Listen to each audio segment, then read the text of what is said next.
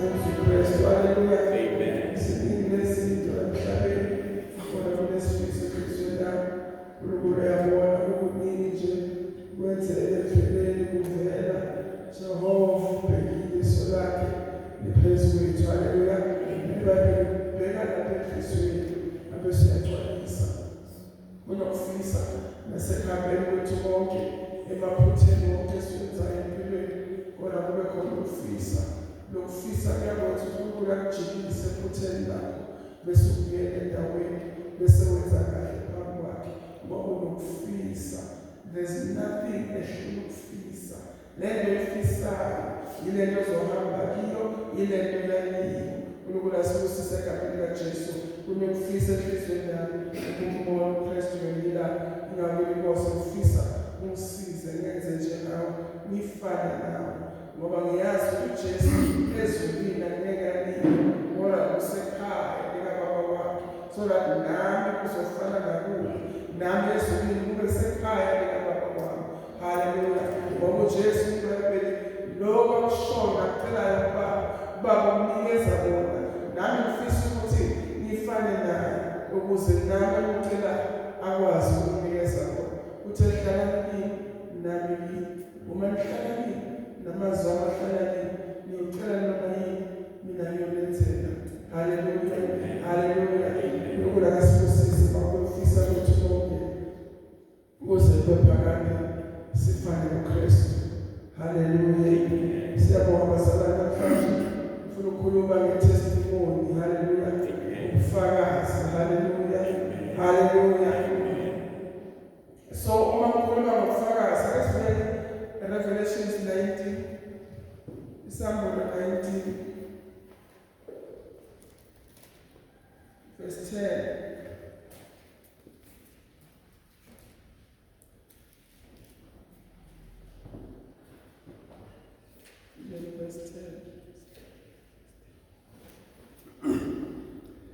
Ngase ngiwa phansi phambi kwezinyawo ukukhuleka kubo. Yayisithi kimi, Musa, ngiyinceku kanye nawe nabazalwane bakho abaphethe ubufakazi bukaJesu. Khuleka kuNkulunkulu ngokuba ubufakazi bukaJesu bungumoya wokuprofitha. Haleluya. Abasekwa kwesilapha kaJesu. Haleluya. Amen. Ubufakazi bukaJesu bungumoya wokuprofitha. Haleluya. Amen. Testimony of Jesus Christ is the spirit of prophecy. Hallelujah. Hallelujah. Bazalwane enhliziyweni yami kulalo namhlanje ukuthi ngesikhulume ngobufakazi. Ubufakazi ngisunderstand ukuthi ukusho izinto uNkulunkulu akwenzele zona. Siyavula kwesikhathi ngabadenti isikhathi sokufakaza. So kulezo zikhathi kuningi ofikayo, kuningi okwehlayo. Uma uNkulunkulu ebhekile ezulwini lakhe azibuze ukuthi phela ubufakazi noma kuyini. So we have to understand bazalwane ukuthi when sikhuluma ngobufakazi sikhuluma ngani.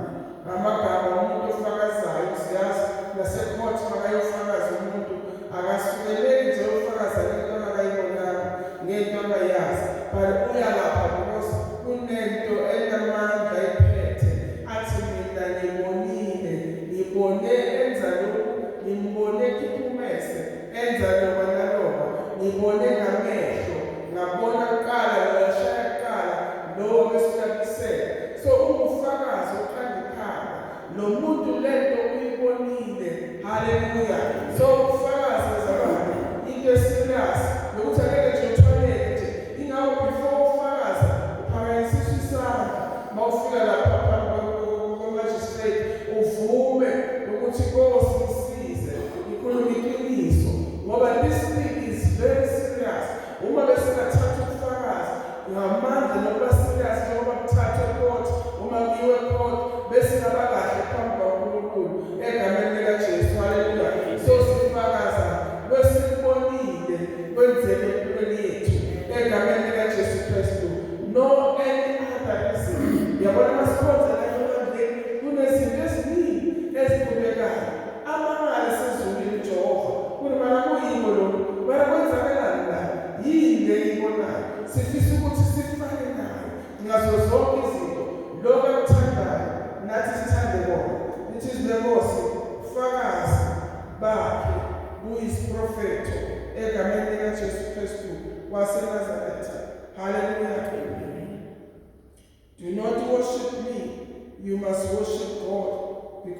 what Jesus said is the same as what the Spirit is saying. Lela misho njalo. Lokho kushiwo uJesu, yilokho kushiwo umoya. Umoya uprofetha, lokho kushiwo uJesu. uJesu lokho kufakaza ngaye ukuprofetha in another hand, kungukuprofetha.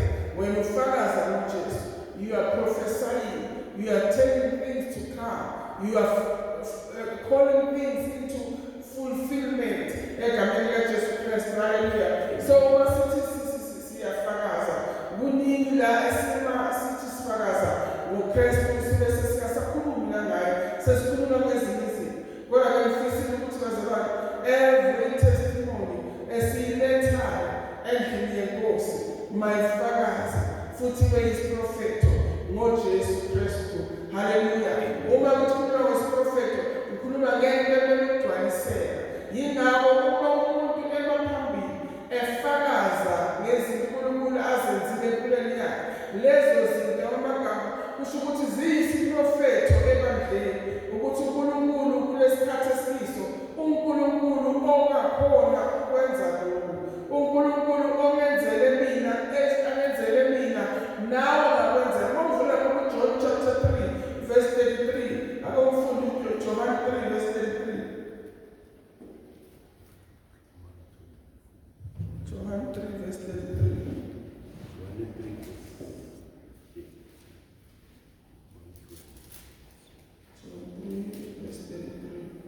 Verse 33. Owamukele ubufakazi bakhe ulubekile uphawu lokuthi uNkulunkulu uqinisile. Owamukele ubufakazi bakhe ulubekile uphawu lokuthi uNkulunkulu uqinisile. Ngamagama wena umuntu efakaza uyaprofetha lo muntu phezu kwebandla lonke ukuthi God is able ukwenza lokho empilweni yomuntu. Ngimufakaza ngimbonile enza lento empilweni yami, so ngifakazela lokho. iBhayibheli lo owamukela lokho kufakaza, so uvele ufake isithembu. So uNkulunkulu is not a man that he should lie. Uzokhuluma into lo okhulumayo wena bese uyayamukela. uNkulunkulu ufisa ukuthi i-testimony kulesikhathi esiso uNkulunkulu ufuna ukuletha ubufakazi ngabantu bakhe, ufuna ukwenza izinto kibo ukuze batestifye ngaye.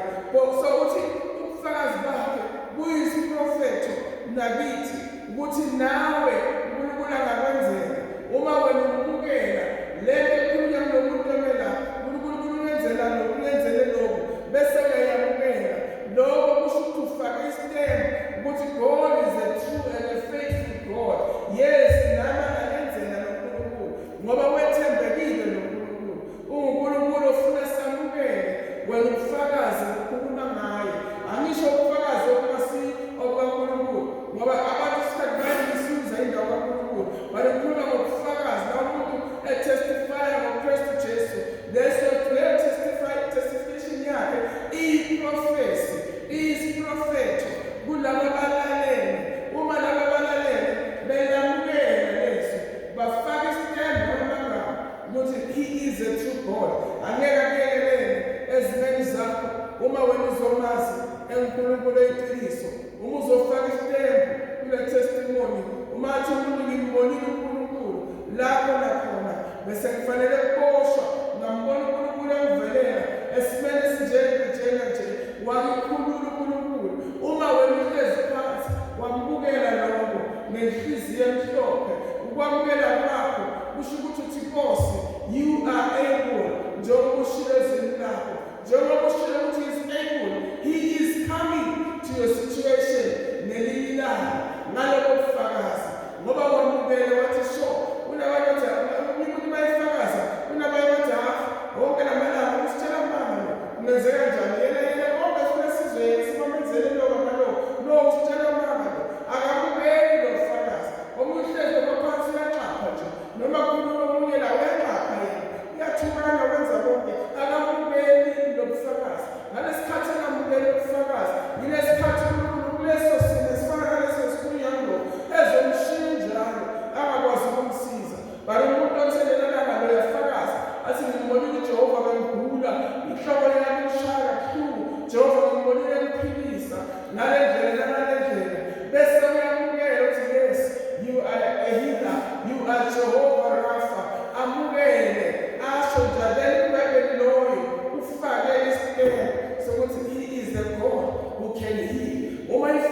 inhloko kushaya ngelinye ilanga, the very same God wamvuma ngalesikhathi testify Lord, he'll be there for you. Kunomunye umama abakhuluma ngaye bathi lo mama lo wayekhona enkonzweni 6 years ago, kwenzeka isimanga. Omunye umama naye wayehlezi esitulweni enkonzweni, umfundisi esashumayela izwi, wavele wasukuma engakwazi ukuhamba, wavele wasukuma lapha phansi, wasukuma wathi sekuphilile, wagijima sekaqala ukuhamba eshumayela engakhululekanga, wayebukela enhliziyweni yakhe izwi testimony ngoKristu ehlezi phansi. Lokho kwakushiwo umfundisi kwakusho amandla phezu kwakhe, wasukuma lapho engabekanga zandla, wagijima wathi sekuphilile. And then 6 years after, lo mama was there ngalelo langa kwenzeka leso simanga. So uyaqala manje uyagula, ushaya istroke lo mama akasakhona next, but wathi nje ngicela ningise enkonzweni noma nje ngithwaleni ningise enkonzweni. Mabafika enkonzweni bathi ngicela nimubekele lesasitulo lapho nakhona kwavela khona ubufakazi ngaleso situlo, ngifuna ukuyohlala khona. Le nto uNkulunkulu ayisho ngalelo langa, ngifuna ukuthi nakini yenzeke le nto ayenza kuloyo ngalelo langa kuleso situlo wahamba wayohlala kiso, noma lokungasasiso sekushisiwe, but wazi ukuthi ngiyohlalela Witness 3 esitulweni sesi-3 kurow number 3, ngiyofike ngihlale khona yiso leso situlo engibona uJehova enza isimangaliso kiso. Kuthiwa nje wanele ukuhlala kuleso situlo azange bekuzange, the very same thing eyenzeka kuloyo ngalela langa. 6 years after kwenzeka the very same miracle, wasukuma lo mama, bamangala bamngenise bemthwele, istroke simshayile, but God did a miracle. What happened? It's not all about the stool, but it's about ukwamukela mhlalo wefakazi what he is a good God, he is a healer. Wavula inhliziyo yakhe, wavuma kulo uNkulunkulu uyakhona ukwenza egameni likaJesu. Hallelujah, hallelujah. I-testimony iyaprofetha ukuthi uNkulunkulu ongakwenzela nawe. Uma umuntu esho la ethi ngibonile engenzela lokho, kusho ukuthi nawe angakwenzela, ufakaza lokho egameni likaJesu Kristu. Hallelujah, hallelujah. Kwamukela nje yonke uNkulunkulu ayiletha kukhona ubufakazi obugcotshwe uNkulunkulu obunamandla. Ngisho umuntu ekhuluma uyezwa namandla walento eshoyo, then kufanele ukuthi Nkosi ngiyamukela uNkulunkulu othembekile egameni likaJesu Kristu. Hallelujah, hallelujah. Mark chapter 13 verse 37 izwe elifakazelayo. Mark 13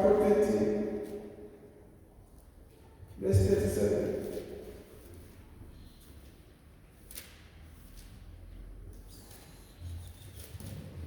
Kepha lokhu engikusho kini ngikusho kubo bonke ngithi lindani.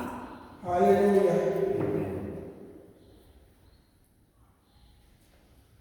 Okay, what is it? I tell you, everyone, you must stay awake and be prepared. I tell you, and when you show what, we show who go. Hallelujah. Now we tell me that the fathers is a prophecy to all. Hallelujah. The prophet of who Jesus to all the people. Because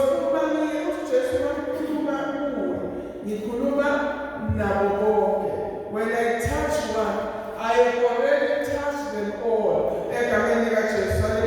So we are when you avesi simama omunye uzalwane mqaleke ngafakazi athi uNkulunkulu wenze lokho sale sokubamba lapho lo uNkulunkulu akwenze lokho, he has done it to all.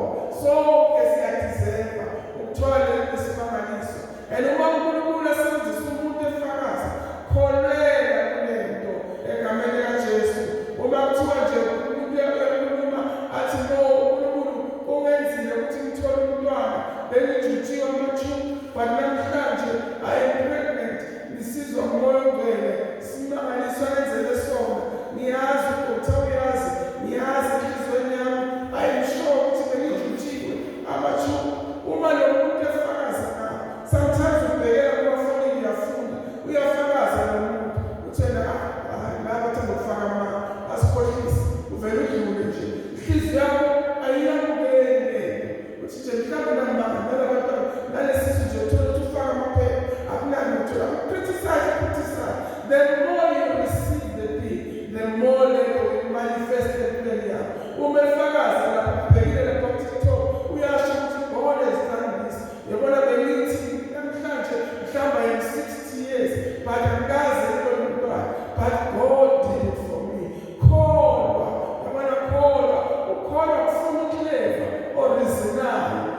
wazi science ukuthi ungaba pregnant kanjani, ama-tubes ajijiwe, ungakhuleka kanjani lokho, kule age le ungakhuleka kanjani uthola umntwana noma, but uNkulunkulu mayethi nikwenzile, and that person is bringing a testimony. Take that testimony. Testimony is a prophecy. Egameni kaJesu Kristu, uNkulunkulu akwenzile wahlangana nesiprofethi sento leyo oyidingayo, bamba kiyo and pray about it and believe God. It is a prophecy kuwe. Umuzoyikholwa sofaka isinene ukuthi yes, it's gonna happen. Phezu kwempilo yakho. uNkulunkulu umusakasibusisi egameni kaJesu Kristu. Kubalulekile bazalwane egameni kaJesu ukuthi wena ngeke ufundiswe la ukuthi wena uzofundiswa bese uyakholwa bese lakufika testimony so uyaphilisa. Azihlangani nezinto, kumele zihambisane. Izwi kaNkulunkulu ne-testimony yinto eyi-one, ziyalingana, zikulevele eyi-one, ziyafana. Uma uNkulunkulu ekhulume izwi lidinga ukufakazelwa, amagama zozimbili lezinto ziyafana. Ungathathi uma uzokhuluma i-testimony uthatha ngazuthi no ngeyilevele phansi, ilevele testimony ibeke elevele yezwi ukuthi ngizokhuluma izwi, ngizofakazela izwi. Ubufakazi bufakazela izwi. It's not all about uNkulunkulu. So whoever that fights your testimony is fighting the truth in the word of God. Uphikisana neqiniso leli elikhulunywa izwi kaNkulunkulu uma enganobufakazi bakho. So uNkulunkulu akengamshiye ngeke amyeke kunjalo olwa nobufakazi.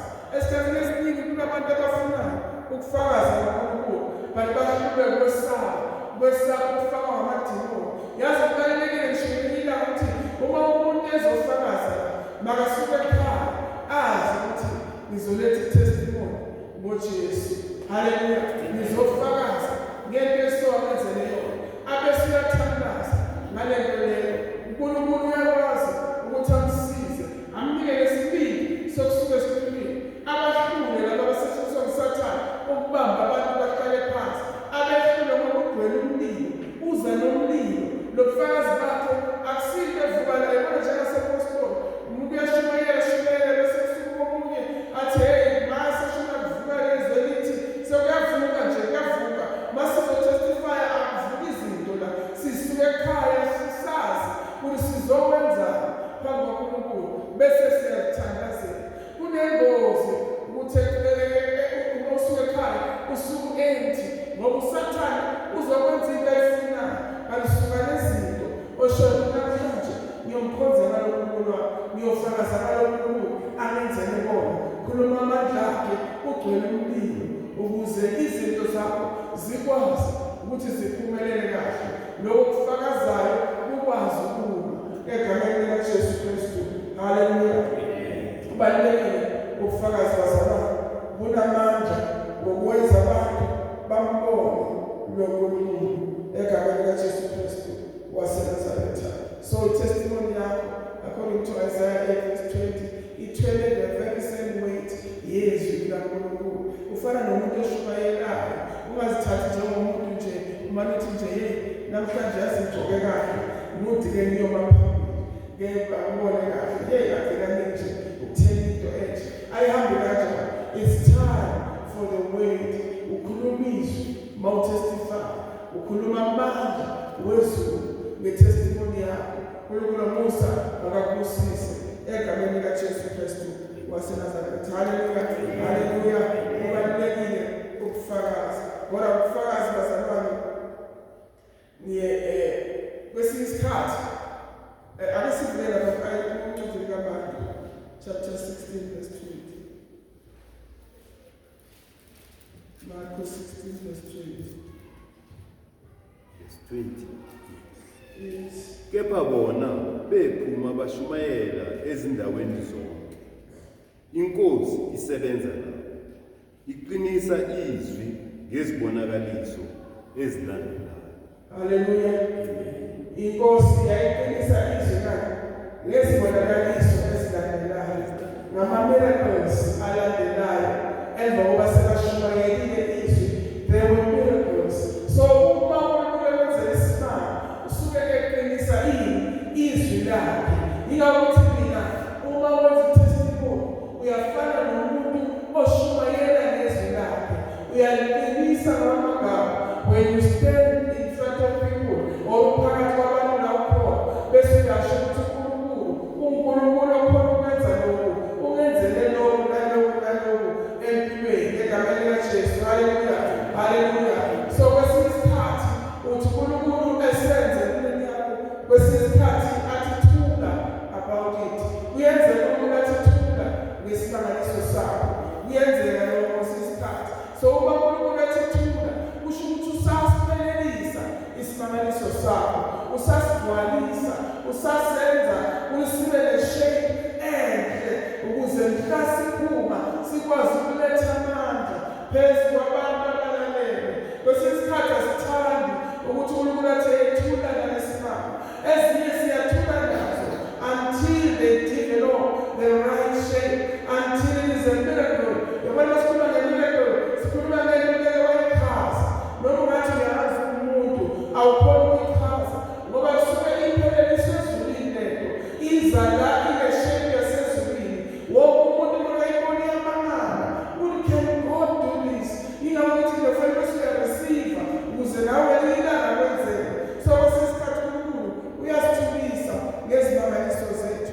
Uma esithulisa bazalwane, akusho ukuthi mhlambe asizovela, bali kunesikhathi asibekile uNkulunkulu.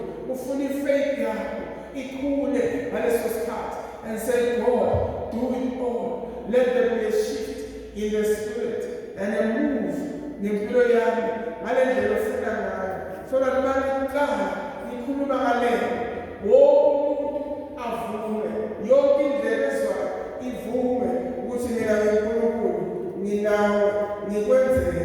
Haleluya. Ngoba uma ufakaza before time, angisho ukuthi ngiyakuconfusa, bali uzoconfuseka uma ufuna ukuconfuseka, bali mina ngiyayichaza lento ukuthi kunezimangaliso ezinye uyeva nawe uma uthi ufuna ukukhuluma, hhayi ngokwesatshisa usathane, bali uzwe uNkulunkulu athi imani kancane, ake uthula-thula. Mina uNkulunkulu ngisesebhizi. Kunezinto ezinye ama-miracles amanye alinka kule, usuke le ulinke le, usuke le, mhlawumbe kufanele ukuthi ngithole umntwana, mhlawumbe bengigula, isibeletho sami sihlupha, uNkulunkulu amphilise kule sibeletho. Esakuphilisile esibelethweni, you know what is your prayer. And then uyazi ukuthi njengoba sekuphilisile, kusho ukuthi the prayer that I need to be answered izophenduleka. Sithulile isibeletho, siphonile ngiyamusa uNkulunkulu or ngimzwile emphilisa uNkulunkulu esibelethweni. I-purpose yakhe akusiyo kuphela ukujamela ukuphilisa isibeletho, kanti injongo yakhe ukuthi ahambe nami ngize ngifike la ngikhuleka khona, ngize ngithole lo mntwana engimfunayo. So as akuphilisa kule sibeletho, uyathula ngoba bethi thula ngisaphelelise miracle. Ngiyacabanga ukuthi ngibeka kahle, angisho ukuthi bantu bathule lezimanga noma enzima, kodwa ulalela uNkulunkulu ngoba ku-testimony yakho ngisho noma ngathi thandaza usekhaya. You don't just come ubese sokuthinta ukufakaza okunye bese nawe uyathinteka. No, wena kufanele usuke ekhaya wazi ukuthi today I'm going to praise God ngalo ufakazi lo. So uma lo muntu ekhona lesibeletho, obvious usathane umenzile ukuthi lesibeletho sibe kahle, faka izinto zakhe phakathi kwakhe ngoba uyazi ukubeletha umntwana. So as the muntu ekhoniswa uNkulunkulu lesibeletho, you cannot just come here bese uzothi uNkulunkulu uphilisile isibeletho. Bakhona khona laba abasebenzele kumnyama, bo-Queen of the Sea, bakhona phakathi kwethu benza sure ukuthi as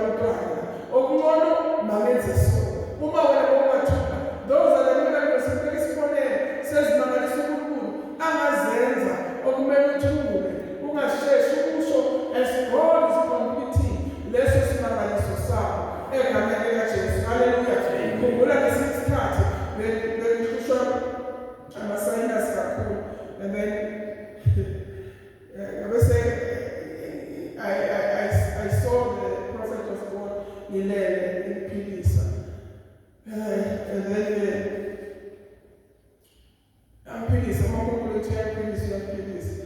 And then ngabese yabona ukuthi it was a Saturday evening. Mabuya ngatestify ukuthi uNkulunkulu uphilisile. Kule nto lebeyihluphe kuSunday la. Ngathe with excitement ngijabulile.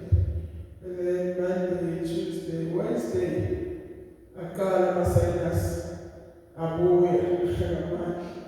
Yabona le ngisho ngikhuluma ngani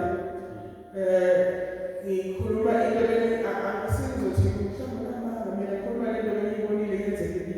So after 3 days of that miracle yaqala le nto yabuya. Kulapho discover khona ukuthi it's not everything okufanele uyisho mawumela phambi kwabantu, because la akusiwe ezulwini la usemhlabeni. Sathane abadimoni abadevil-worshippers bakhona ukuthatha lezi zinto bazirevese. Kwabonakala sekubuza uNkosi why wenzele so. Kwabonakala 3 people ababebambele izandla. Omunye abuza babayi-3 wabuzwa omunye wabathi Apostle uthini? Uziyahlele. Apostle uthini? Uthi uphilile. Babambana ngezandla bayiphela leso sikhathi. Ezobambana ngezandla bawela emuva boyi-3. So that was their declaration yokuthi ubuyele emuva ngaleya healing yakhe. Then kwabaJakhulu bamtshela wathi yabo it's because ngikhulume masinya. I was completing this miracle and wakhuluma. Sathane thumela isikhonzi zakho sibambana ngezandla sokusetha agreement. This miracle will reverse it. Bawa ngemuva onke basho ukuthi siyayivesa. So ngifuna ukutshela before they can reverse yours, I am an example. Ngaqala lapho futhi ngakuyela kuleso simo bekubizo ngoba uNkulunkulu he healed me along the way. Hallelujah. Ngazi ukuthi angisakhulumi manje ngiyathula ngithi because ezayila lokho ziningi lezinto ezenze empilweni yakho. God is to complete them all before we ask which God has healed me. Hallelujah. Angisho ukuphilisile tu ngisho ukuthi kulento efana naleya ukuthi zonke izinto zibuye kusokunyama zazo limazi impilo yakho. So as we touch our, I need to give him time. It goes to continue. Let there be a move in the spirit.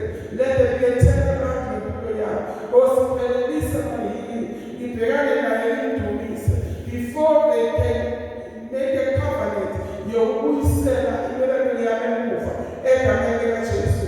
God was teaching me ukuthi it's not everything ongayisho ezinye izinto uyathula until God finishes your miracle. Akuvulela baba Second Kings chapter 4. If we do verse 1 to 4. 2 Kings chapter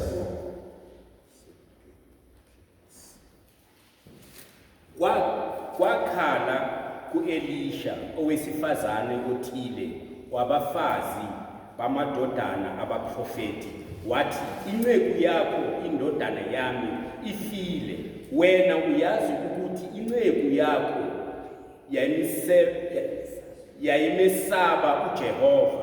Sekufike umtshelekisi ukuzithathela abafana bami ababili babe yizigqila. U-Elisha wathi kuye, ngikwenzele ntoni na? Ngitshele unantoni endlini? Wathi, incekukazi yakho ayinalutho endlini ngaphandle komfuma wamafutha.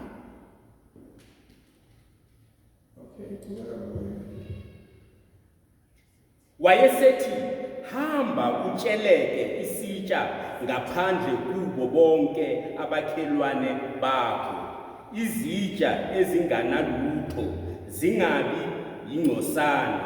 Wangena uzivalele ngesivalo wena namadodana akho, uthele ezitheni zonke lezo, ubeke ezindweleyo eceleni. Wasuka kuye wazivalela yena namadodana akhe ngesivalo, wona aletha kuye yena wathela. Kwathi izitsha ezindwele wathi endodaneni yakhe sondeza kimi nesinye isitsha. Kepha yathi kuye, akusekho sitsha, amafutha anqume ke. Wayeseya ukumtshela lo muntu kaNkulunkulu. Wathi yena, hamba uthengise ngamafutha, ukhokhe isikweneti sakho, uzondle wena namadodana akho ngaseleyo. Amen. La sibheka lo wesifazane bazalwane oshonelwe indoda yakhe. Le ndoda yayingcenge kaprofethi Elisha ihamba naye indawo beshumayela izwi kaNkulunkulu. Kanti eBhayibheli uyaya wesifazane kumprofethi uthi umprofethi, yazi indoda yami beyikhonza kakuwe, beyishumayela ivangeli lawo. So-ke la kunaleliye ukuthi indoda yami ihambe iboleke imali. So lo muntu eboleke kuyo ufuna ukwenza abantwana bami izigcila, amadodana wami ufuna ukuwathatha wonke la amabili ufuna ukuwathatha. So lithi iBhayibheli lapha Elisha yambuza uthi ufuna ngenzeni ngalokho? Yini onako endlini yakho? Uthi lo wesifazane akunalutho, bona nginamafutha nje kuphela amancane. So Elisha uthi kuye, hamba abangani bakho nabantu makhelwane uboleke khona izitsha lapho nakhona afuna ukumenzela khona isimangaliso. So uthi kuye, wena wesifazane namadodana wakho gcwalisani lezitsha. Haleluya. Gcwalisani lezitsha ngale olive oil encane nayo bese ngiyabeka endaweni. So iBhayibheli verse 4 uthi, then go into a house and lock the door. Then you and your children must fill all the jars with olive oil, and you must keep the jars that are full in one place.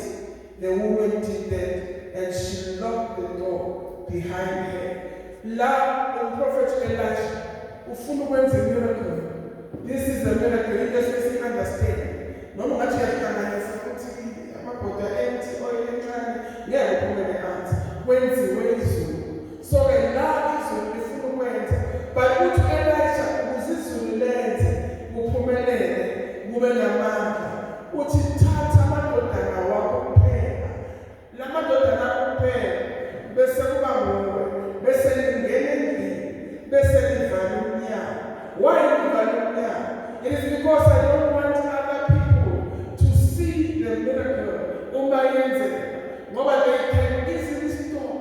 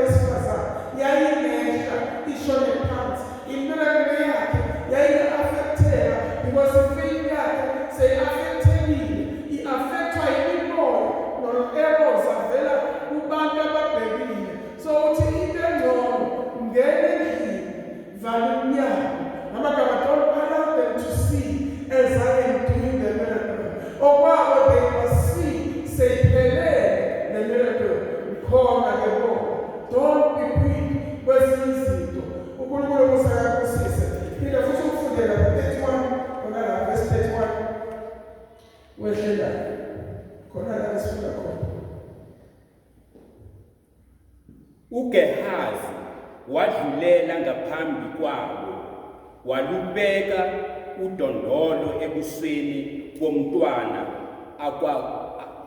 akwabakho zwi nakunaka ngalokho. Wabuye ukumhlangabeza wamtshela ukuthi umntwana akavukanga. U-Elisha esengene endlini, bheka, umntwana wayefile elele embhedeni wakhe. Wangena wabavalela bobabili isivalo, wakhuleka kuJehova, wakhuphuka walala phezu komntwana, wabeka umlomo wakhe phezu komlomo wakhe, namehlo akhe phezu kwamehlo akhe, nezandla zakhe phezu kwezandla zakhe. Lapho esekhothama phezu kwakhe, inyama yomntwana yafudumala. Hallelujah. Hallelujah. Amen. Lapha lithi lenkosi uGehazi wayethulwe ngumprofethi Elisha ukuthi ayovusa umntwana walowo wesifazane waseshuleni owayeyakhele umprofethi Elisha indawo yokulala. Bese umprofethi Elisha uyambusisa ukuthi uzothola umntwana ngonyaka olandelayo. Wenze kanjalo wamthola. Ngelinye ilanga lowo mfana esahlezi agqoke bakhe wagula, wabese uyashona emathangeni ababakhe elokhu egula. Lo baba wathumela izwi ukuthi lo mama umntwana sokufile.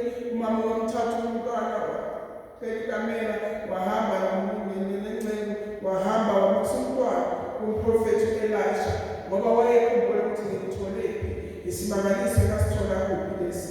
So-ke lo mntwana lo kuyenzeka sekafile.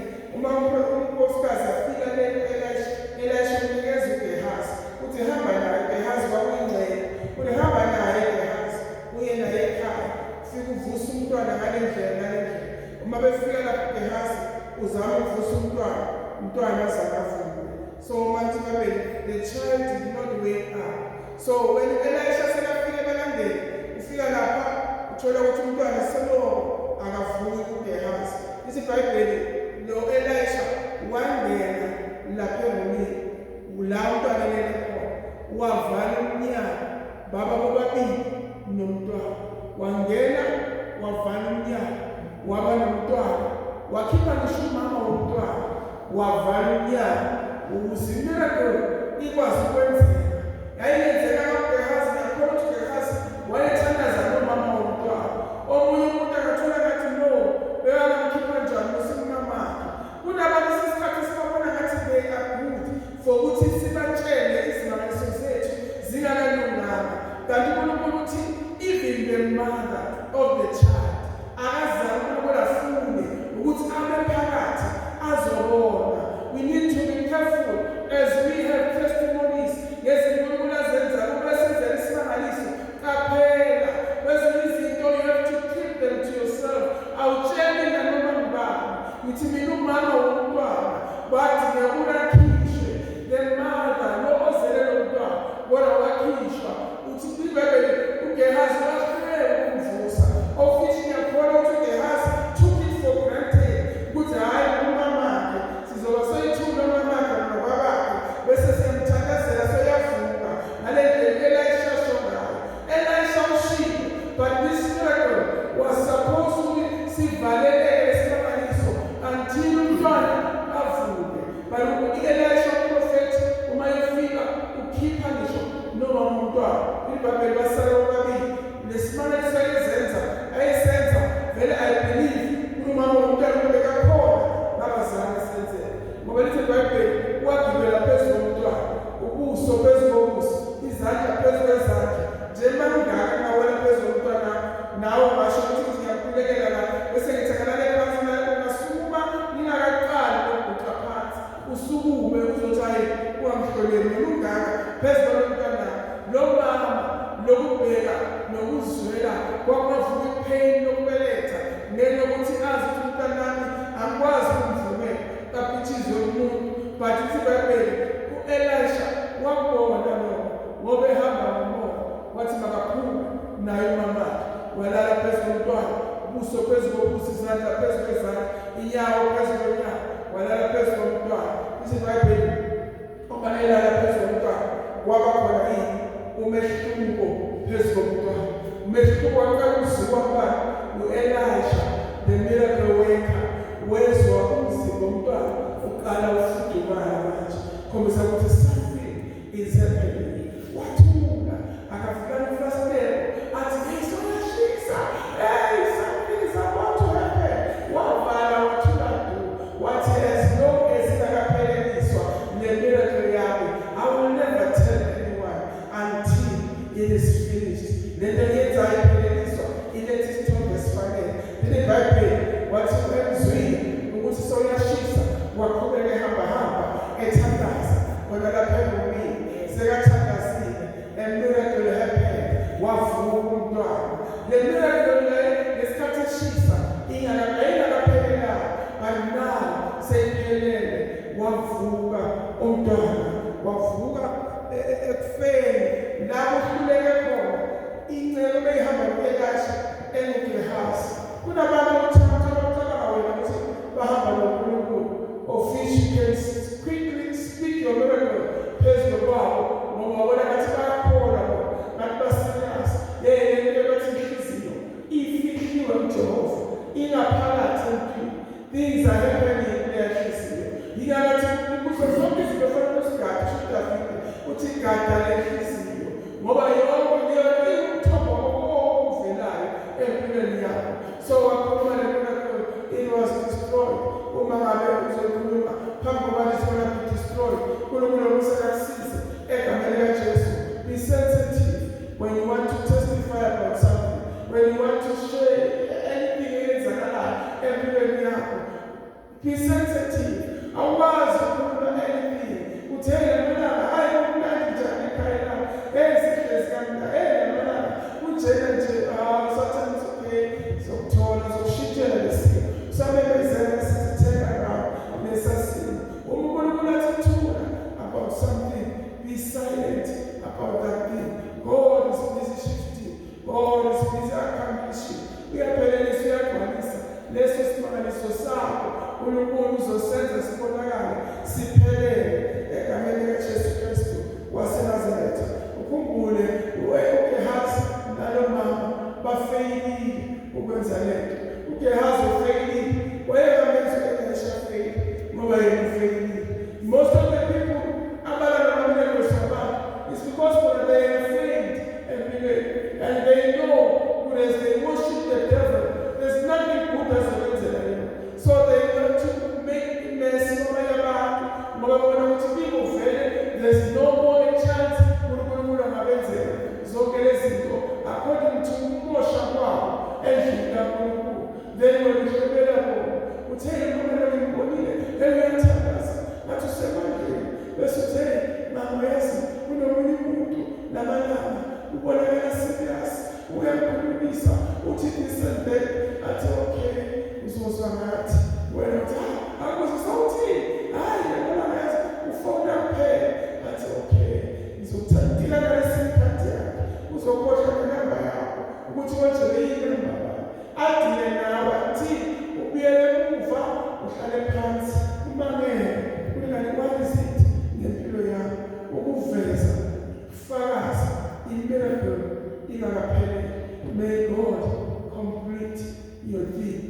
Lalela ethi thula, lalela ethi akasho ukuthi akafuni uvele, uzovela when the right time comes. The Bible, he will do as a shelter. He will do it at a set time. He will do it. Lokulunkulu egameni likaJesu Kristu waseNazaretha. Hallelujah. Hallelujah. God wathemula 7 times. Kusho life. Yekho umuntu ongathemula feet, but washo life 7 times. Asho uNkulunkulu ethi kuphelele manje. Niphelelise miracle. Just wait for your miracle. Let it release 7 times. I mean, tickle 7 times. And then you say, yes, now it is time. Because 7, we want to say, we want to now. Say, then I say, God has blessed me. God, no more take God. So, Mama, God has blessed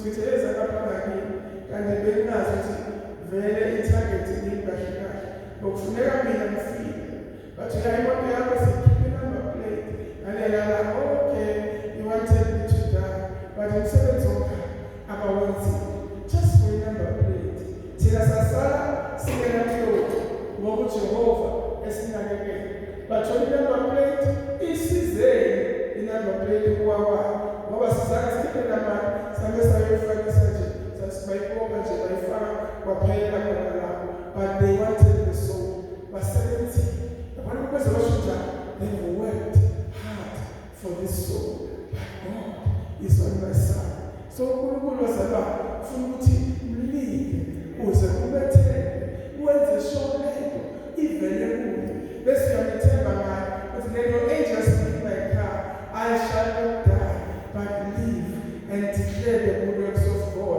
uNkulunkulu sikhangela nje ukhuluma ngale ngale esengisikhangale thola benzeni into yabona abathakathi life kakhulu lesikhathi batheni izinto zabo bashiyile izinto abazenzile izigojwana baziboshiba okunye nje kunye kwabo awuthola ukuthi but they know what they declare bakwenzile ngale sibe nokumangala sifika sekunkosana sekulayo la kwakosa ukuthi sikuhlile ngoba akunamsebenzi when it comes to Christ sigezile kuphumile lapha ngoba usathana washo ukuthi I've done everything I should do with the souls of this church kulungile umusana sesikuthi angisho abantwana babona lapha sathana target yabo benza any ritual macande ezinyoka bafaka lapho basika imiracle yabo and we have a God hallelujah we have a God hallelujah so pray for a miracle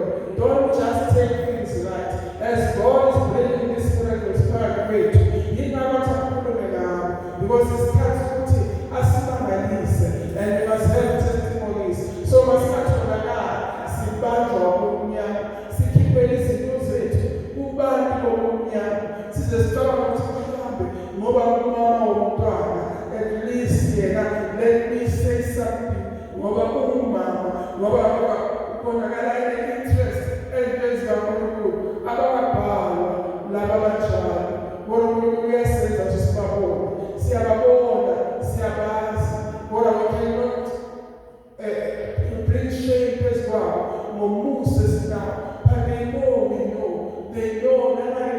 I know who did it but another until my God is revealed uzobazeka let them be exhausted benze yonke lamayenza until basarende wena ngokukhona bakhipha la bazosho ukuthi usibekezele uthi okunye indawo yami le nithi hey indawo yami le Jehova lawe ngena share to God only one Jehovah will reign in the town uzophuma ahambe kule ndawo ayibizana yakhe bonakala ukuthi this is the church of God kulo Musa unamandla osubeka ezathi thula ngenkolo he's busy fighting for you uliphi yakho ubisela izinto ubeka izinto ngendlela efanele wait for him there's a lot that unayenza abantu babona ukuthi ngiyadileka why ungadileka lokho lomphefumulo ngoba ngiyayazi no I'm waiting for the right time let it sneeze 7 times then it's going to be complete uma uNkulunkulu ekhipha umuntu usuka mkhiphela ukuthi so already ukhulumile he has charged kuze kube lapho ubekezelele umuntu ngomusa until the judgment so that no one will say God you have been unfaithful I was supposed to do this and this ubeka umyelele uma ngabe yenzeka uyakhuluma uSathane athi uma umyelele job mina awuzongibona mina ngizokwenza ukuthi akuthule wena uNkulunkulu but uNkulunkulu wathi mthatha na wamnikeza isikhathi sakhe Sathane can you imagine chapter 1 to 42 isikhathi singaka ufika in Job 42 uzwile ukhulumile kahle uNkulunkulu washo wathi uthathile uJehova manje igama lakhe Jehova kathatha umsathane jabulisi wakhuluma konke wathi ngiyaqala isisuku kamufa kwakukhuluma uJob ikhelebhe ukuthi nathi phakathi kwelebhe asikhulumanga kahle senzana kahle but God is waiting ukuthi sibe phambi kwakhe sithule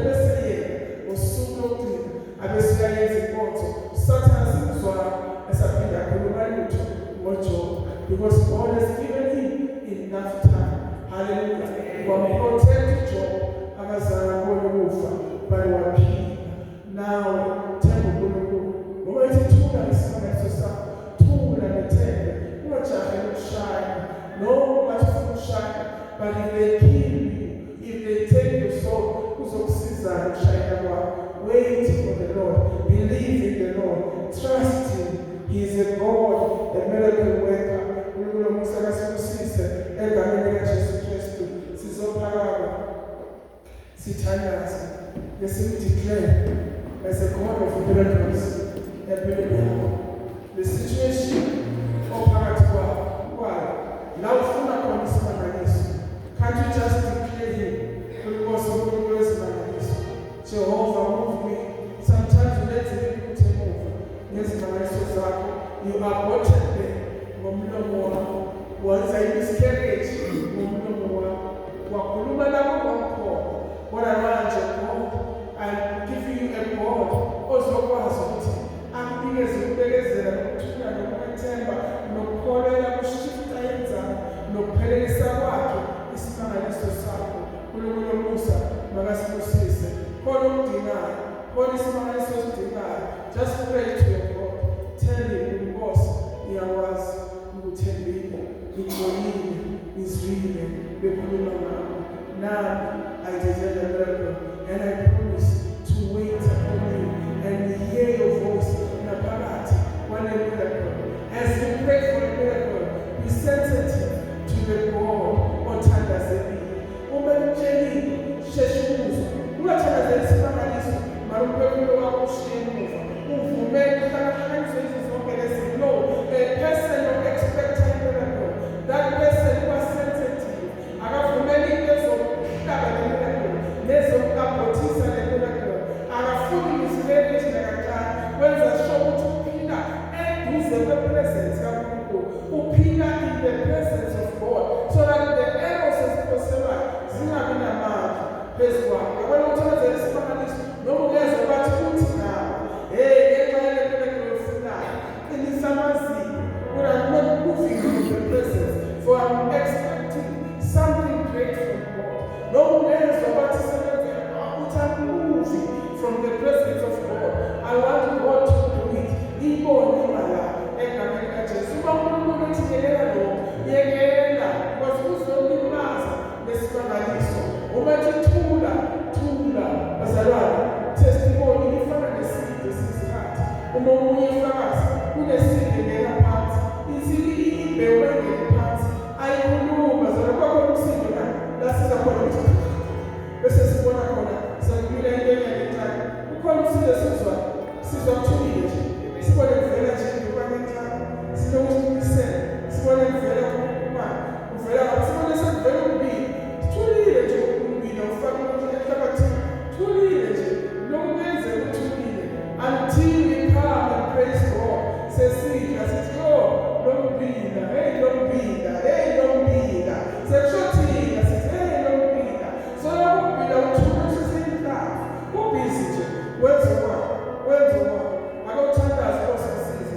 I need a miracle. Tshela uNkulunkulu namhlanje, uNkosi ngidinga isimanga esinje egameni likaJesu Kristu. Nkosi ngisize, position for that miracle, ukuze ikwazi ukuphumelela kimi, futhi ngifundise, ngibe sensitive to your presence, ngihlale ekhoneni bakho, bese uyangifundisa ukuthula until wena uyenze ithimule 7 times egameni likaJesu. Siyathandaza egameni likaJesu. Heavenly Father, mighty Lord, we are praying in the name of Jesus Christ. We are praying unto you and shed your grace over that. Yes, sir. Yes, Father. You know what you meant. You know what